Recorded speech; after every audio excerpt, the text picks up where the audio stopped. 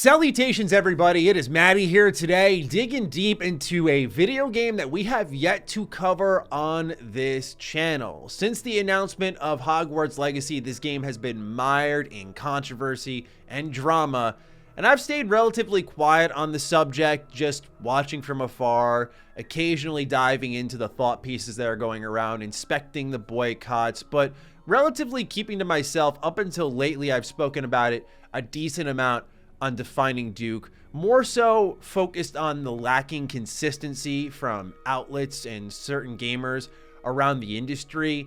But now that I've taken that time to really take the deep dive on all that is surrounding this game, I'm here to throw my hat in the ring on what's going on surrounding Hogwarts Legacy and just have more of a conversation on where we are at as an industry, because I feel like Hogwarts Legacy is more so indicative of a larger problem than what we're really focusing on, which is a lot of people trying to ostracize this game. And honestly, to the point of failure, because according to the sales charts right now, Hogwarts Legacy is the #1 game on Steam for purchases, and that's insane given it's 4 weeks from launch. Same for PlayStation 5, and it's #2 on Xbox, only behind Modern Warfare 2. So really, really crazy success already.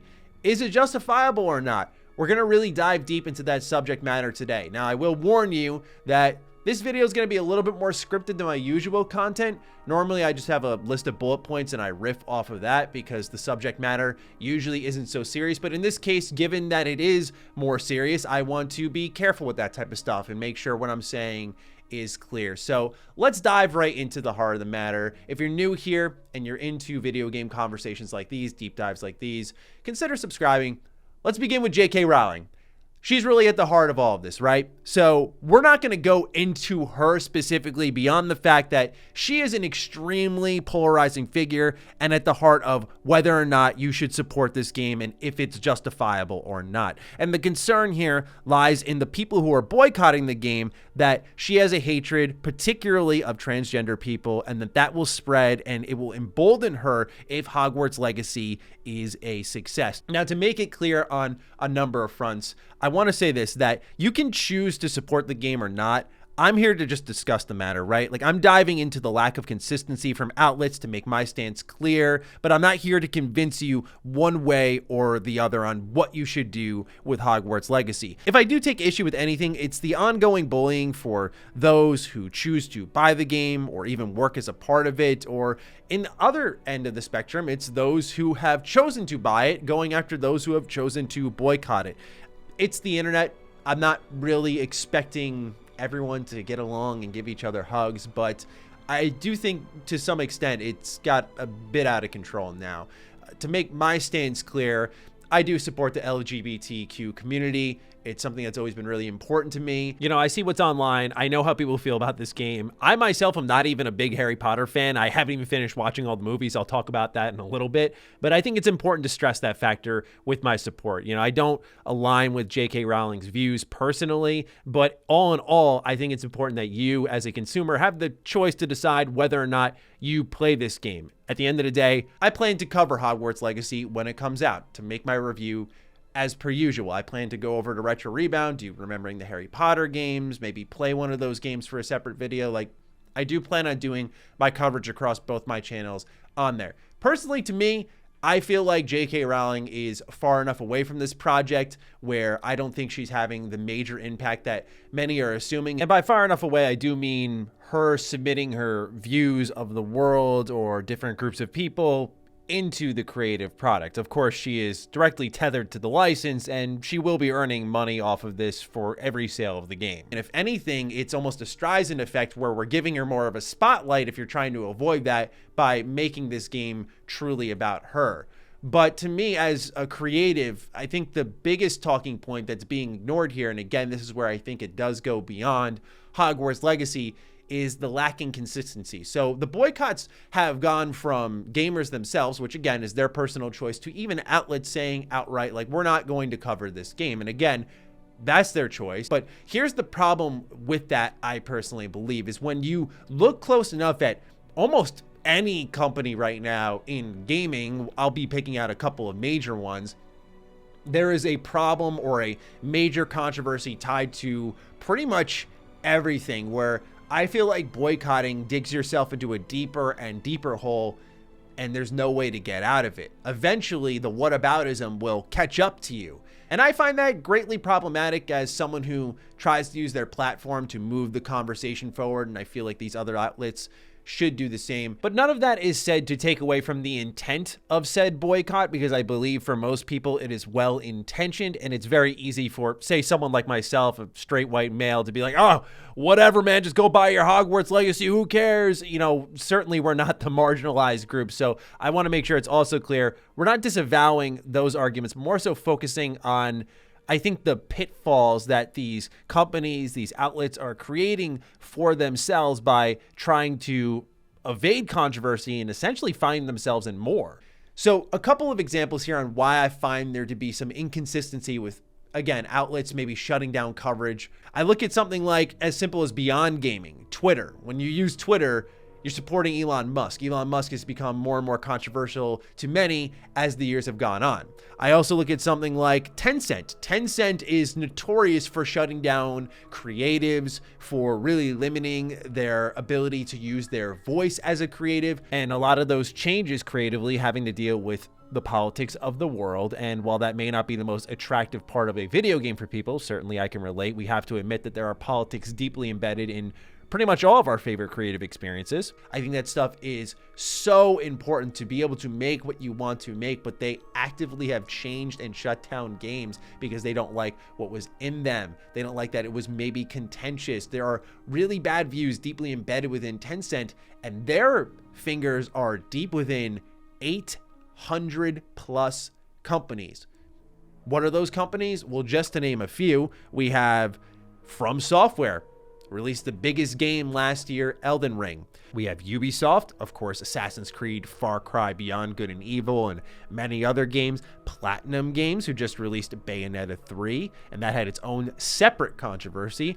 Epic Games, that one's 40%, by the way. Epic Games, who, runs Fortnite, the biggest game in the world, probably next to Call of Duty. Speaking of which, Activision Blizzard, no stranger to controversy at all. And we know that with Activision Blizzard that currently Bobby Kotick is at the top of the food chain, and there's been a lot of controversy surrounding him as well. But guess what's the #1 gaming franchise to this day? Call of Duty, an Activision owned IP. Now, obviously, all of these companies I've mentioned have various different situations. I think the best comparable in the case of the gaming space is probably Activision Blizzard, because the simple way of putting it is there's a really bad controversy at the heart of this, and particularly people that folks aren't fond of, and the consumer asking the question, am I wrong for buying this game?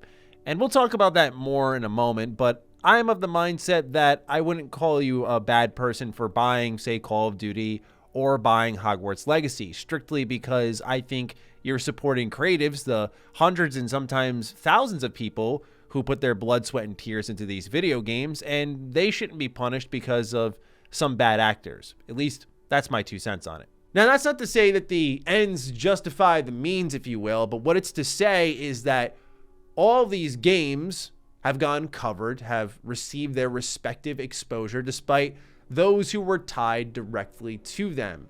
And it's because eventually, for a lot of these outlets who are trying to shut it down, the business needs outweigh the morality for many of them. I have the benefit of, if I were to choose to boycott Hogwarts Legacy, my business would thrive regardless because it runs in a lot of other pockets. I view the hundreds and in some cases thousands of creatives that pour their blood, sweat, and tears into every inch of these games, and I don't know if they should pay the price because of one bad actor, or in some cases, multiple. In the case of Hogwarts Legacy, it seems to be one. In the case of Activision Blizzard, it was most of the managerial staff. It does differ from situation to situation, but always the development teams outweigh what is the couple of bad apples in these managerial positions. That said, in fairness to the boycotts, sometimes it's not always about, say, money made or developer passion.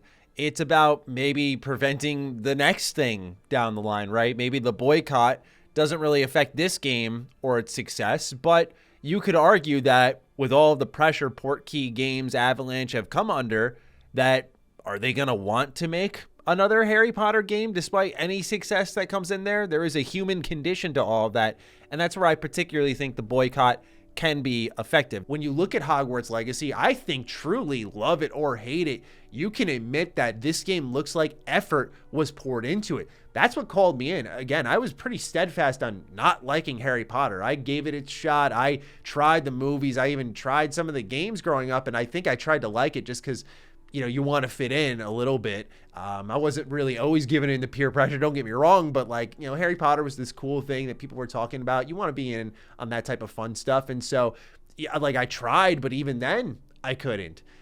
So to me, Hogwarts Legacy pulling me in as just a good looking game, I think does say something about its quality since it goes against my general tastes. Like I've even tried reading the books before. Nothing really clicked when it came to this series. So while my taste may differ to yours, to me, it's a testament to the quality of the game because, wow, it's actually making me interested and I don't really care about this universe at all. But again, it comes back to that lacking consistency. There are so many terribly run companies with terrible people within them that we do know about. And sometimes ignorance is bliss. I think a lot of people don't consider the things we don't know about, the games we love and the beliefs held by people that are away from seeing eyes. It's a really scary thought, don't get me wrong, but it's something that we don't consider. And I think when we're quickly boycotting everything, even if it's justifiable or not, and eventually we start boycotting every differing take under the sun. This is aside from J.K. Rowling, which I understand is much more contentious. This is a separate subject here where what I've noticed is sometimes when someone has a differing view in the industry, and I consider myself a more progressive person, but when I see someone with a differing view of mine, I see them typically getting the boot out of their industry. And even if I sit there and go, well, I disagree with what they said there, I feel like we're slowly stripping away the ability to critically think as a society thanks to social media. But in the games industry especially, you know, I think we're still in our infancy in a lot of ways where, you know, you really got to think about how quickly people get the boot here. Again, separate from Hogwarts Legacy, but collectively, there is a lacking consistency in how we approach the bad actors in and around our industry. And unfortunately for those boycotting, like I said at the top of the video, the game is a runaway success if anything that we've seen in the sales charts is to go off of. Like I said, #1 selling game on Steam right now, #1 selling game on PlayStation 5, the biggest next-gen console as it stands, and then #2 on the Xbox. Really, really crazy to see. Remember the last time we saw this was probably Cyberpunk, where the pre-orders were just clearing out everyone else, and it was at the point where Cyberpunk made all of its money back before the game even released, so everything afterwards was raw profit. That's a rarity in today's industry where game development is more expensive than ever and extremely risky. So what this conveys to me, while we don't know if it's already a profitable success, by the way, it conveys to me that people are ready to support this. A lot of folks aren't even aware of the issue, and I think it does need some looking at in how effective a boycott is in our industry. I think it would be more effective if it was more selective.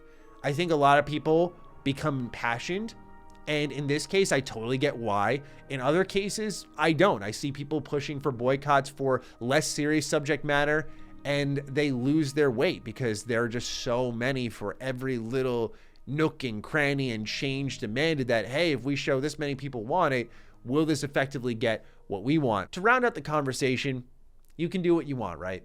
I was not here to convince you of anything. I just think as a industry, we need to really look at how we tackle these controversies, because if you are a website pulling out from Hogwarts Legacy, then by your logic, you should be pulling out of Activision. You should even be pulling out of Ubisoft because of all of their poor leadership. You should be pulling out of maybe even From Software, given the Tencent investment. I think there's just a lot of invisible problems that are either unknown or unacknowledged, I think is more likely. And it's very selective on what gets pushed out to the side and what doesn't. And it emboldens a group of people that you're likely trying to shut down who would just buy the game out of spite. They're like, well, I'm going to buy 8 copies now. It's like, okay, I mean, your money, man, but okay. And I just feel like again, the Streisand effect is, well, really in full effect here and now.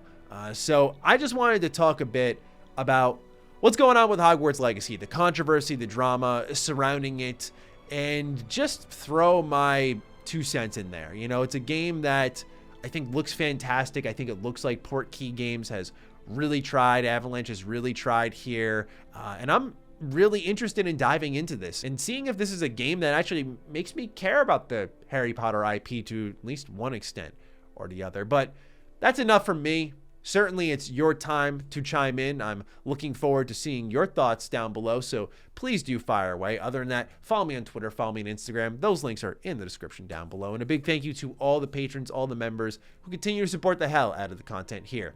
Stay sexy, stay active. I love you all. Peace.